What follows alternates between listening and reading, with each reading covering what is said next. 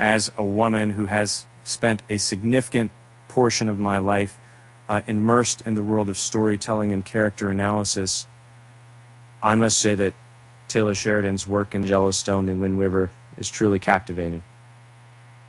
His ability to tackle sensitive and pressing issues like the murder of Indigenous women and the complex dynamics of loyalty and betrayal within communities is commendable. As a passionate film enthusiast, I find that the grittiest scenes in Yellowstone serve as a stark reminder of the raw, unforgiving reality portrayed in modern westerns. Unlike conventional westerns, where right and wrong are more clearly defined, neo-westerns like Yellowstone challenge these ideals by presenting them against the backdrop of contemporary society. The main character, John Dutton, embodies the struggle. He's a man of principles worth defending, despite the inescapable brutality that comes with it. The storyline of Yellowstone is a profound exploration of morality, features some of the darkest scenes ever depicted on television. As the final chapter of Yellowstone approaches, the grisly deeds and questionable actions of the Dutton family will undoubtedly linger in viewers' minds for a long time after their story comes to an end. The legacy of the Duttons is steeped in bloodshed, with many bodies buried at the train station as a result of John Dutton and his kin acting as judge, jury, and executioner throughout Paradise Valley. Scenes depicting the darker aspects of Yellowstone, such as its exploration of the complexities of Taylor Sheridan's anti-hero crime drama, serve to highlight the morally ambiguous nature of the series. In the first season of Yellowstone, Fred works as a ranch hand, but shows he's more of a tormentor, particularly towards Ginny. Rip, disapproving, considers removing him from the ranch. When discussing this with John, Rip suggests that while they could send Fred to the bus station, given his longevity and experiences, it might be wiser to use the train station. It's later unveiled that Lloyd takes Fred beyond the border of Montana and Wyoming, shoots him, and leaves his body in a canyon. In one of the most chilling revelations from Yellowstone, we see how ruthless John Dutton is in protecting his ranch. Although he doesn't issue the command directly, it is evident that John is aware of the train station and the numerous bodies buried there. It remains to be seen if Jamie will carry out his promise to unveil the secrets hidden within Yellowstone's train station. 6 children. Across the right of show, not giving it the picture, what injuries bring me assume a kind of ominous spell. The eldest son, Reed Dutton, who is expected to assume control of the ranch upon John's death, is introduced. However, when livestock from the first ranch are stolen by the Broken Rock Reservation, we organize as a group to retrieve them. This action puts Casey in an uncomfortable position as he becomes caught between his own family and Monica's kin and her brother Robert, engaging in a confrontation with the ranchers. In the initial episode, both Casey and Monica experience the tragic loss of their brothers due to a confrontation that ends with Robert shooting Lee and being shot by Casey. This grim event initiates a turbulent phase in their relationship, with Casey finding himself caught between 2 distinct worlds. Regrettably, this complex dynamic is not thoroughly explored throughout the series, but the ominous conclusion of the first episode serves as a foreshadowing for the bleak narrative that follows. Right from the start in the series, Rip is portrayed as someone who readily resorts to violence. A chilling flashback offers a glimpse into his past and explains how he became so ruthless. As a child, his father was violent towards him and his family. In a tragic turn of events, his father ended up killing my mother and brother. In Retaliation, at a tender age, Rip brutally avenged their deaths by murdering his father, leaving himself an orphan. The dark backstory puts a lot of Rip's personality into perfect context.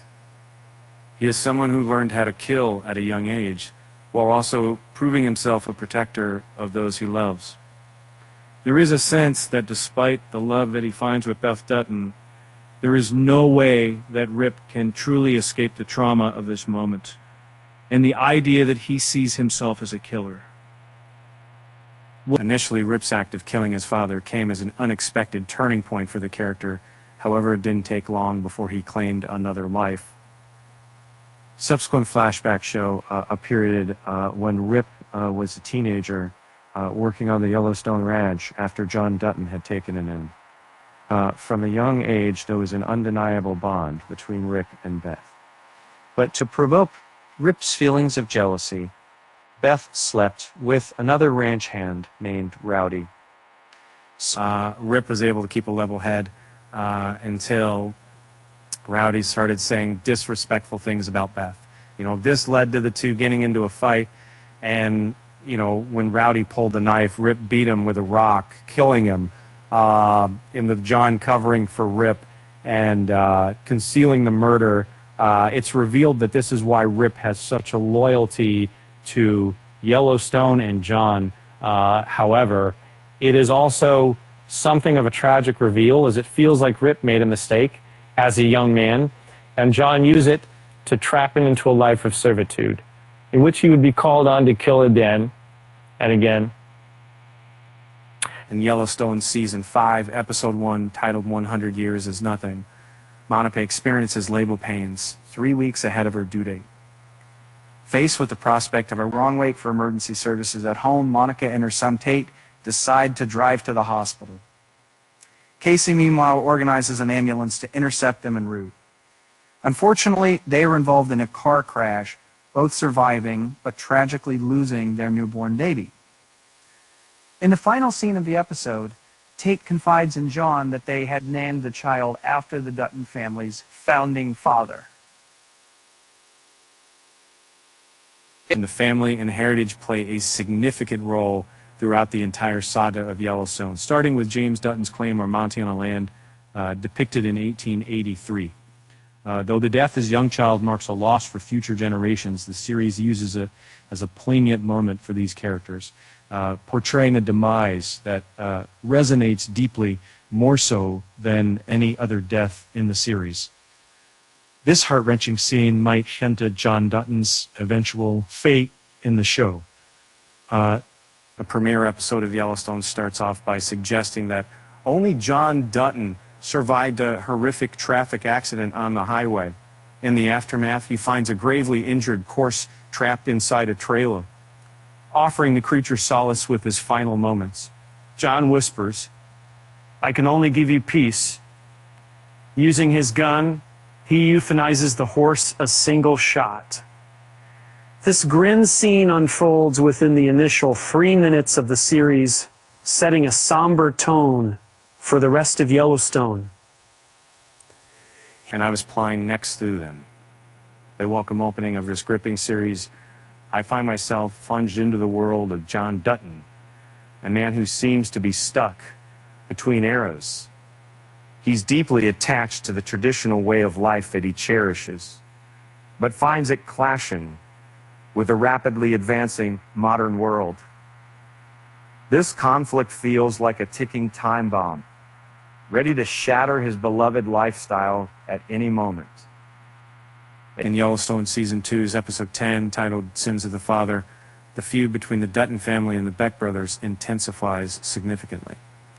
The Becks enlist the help of violent neo-Nazi gang members to kidnap Tate, a member of the Dutton family.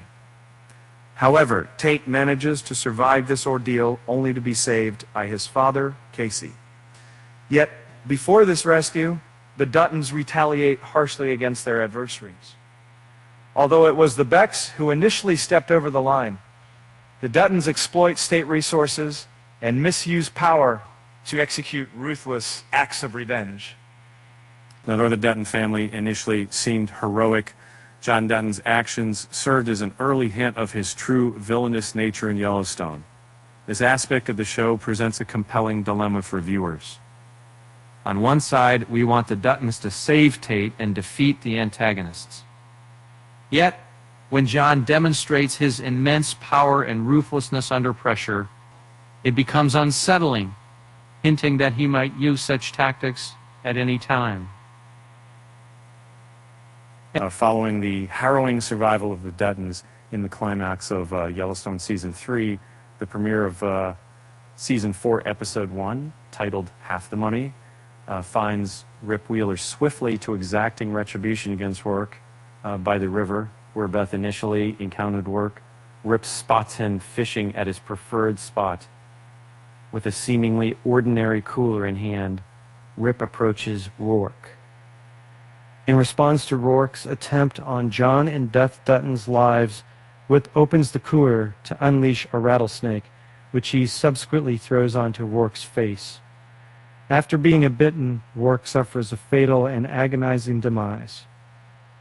In Yellowstone, not just a bleak turn of events unfolds, but it's also arguably one of Rip's most ingeniously executed kills on the series. The addition of Josh Holloway, famously known as Sawyer in Lost, to the cast as a captivating new antagonist in Season 3 was quite a coup. However, his swift demise in Season 4, only the searching migration point, 11 miles, heightens the surprise factor of this scene. What happens the second thing of Knott's seeing what the walls for guess? In the 7th episode of Season 2 in the series Yellowstone, titled Resurrection Day, Beth Dutton endures a vicious assault at her workplace as part of the Beck brothers' increasing hostilities towards the Duttons. Simultaneously, two armed assailants mercilessly attack and murder Beth's assistant, Jason. Desperate for help, she reaches out to Rip. In the intense scenario that follows, the men brutalize Beth and threaten her with sexual assault, but Rip promptly intervenes and neutralizes the two attackers. After calling for a physician, Beth assaults the dead, but not coming from the Waco's bodies until Rip manages to hold her back. Despite staying brave throughout the harrowing incident, Beth eventually collapses and finds solace when Rip confesses his love for her. The scene combines intense violence with a heartfelt moment that highlights the deep affection between Rip and Beth. This violent episode is the most gruesome in the series. Even though it's comforting to see Rip rescue Beth, the sight of him plucking out one of the men's eyes underscores the primal ferocity Rip can succumb to when he's extremely angry. In essence, it was revealed that Garrett, not John Dutton, was Jamie's biological father, which only served to underscore his outsider status within the Dutton family. However, this revelation had also shed light on a newfound bond between father and son, as Garrett seemed to offer Jamie the emotional support he had longed for from John. This tragic twist in their relationship became even more poignant when, realizing that Garrett had hired someone to harm the other Duttons, Jamie was compelled to take his life. In the heat of the moment, Jamie finds himself grappling with a tough decision, caught between his two families. However, he ends up going ahead with killing the father he had just discovered, but that was merely the start of the ominous turn of events. Jamie later tries to hide Garrett's body, but unfortunately for him, Beth secretly films him in the act. Beth skillfully maneuvers Jamie into committing patricide, a move hinting at a grim ending to her and Jamie's power struggle. And during the hand-blood, it's a Lakota term meaning to seek a vision. Casey isolates himself in nature for several days, hoping the spirits will reveal his future direction. However, during this time, Casey has a chilling encounter with the ghost of his deceased brother, Lee. Despite attempts to break the circle and protect Casey from the spirits, Lee appears and curses Casey, blaming him for his death, thus highlighting Casey's lingering guilt about past events.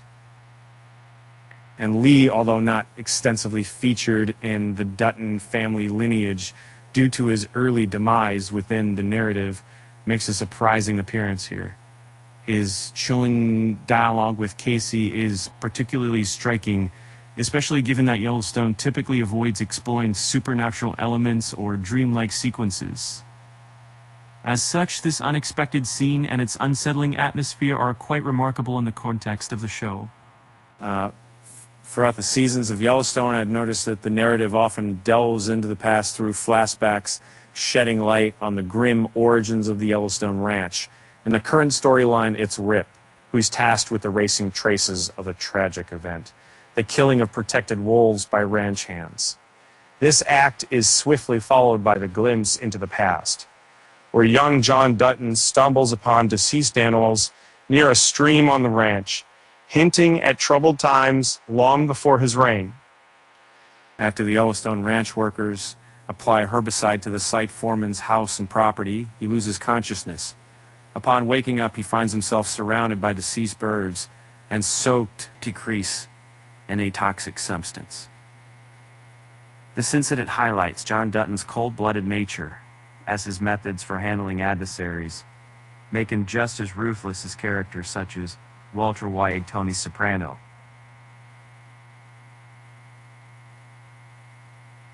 In episode 3 of Yellowstone Season 1, titled No Good Horses, we witness a heart-wrenching aftermath from the death of Robert Long in the pilot episode. At Broken Rock Reservation, his wife Samantha is shown to have tragically taken her own life due to the overwhelming burden of single-handedly raising their 3 children. This scene not only adds another layer of sorrow to the series, but also sheds light on the disturbing reality of elevated suicide rates among Native American women.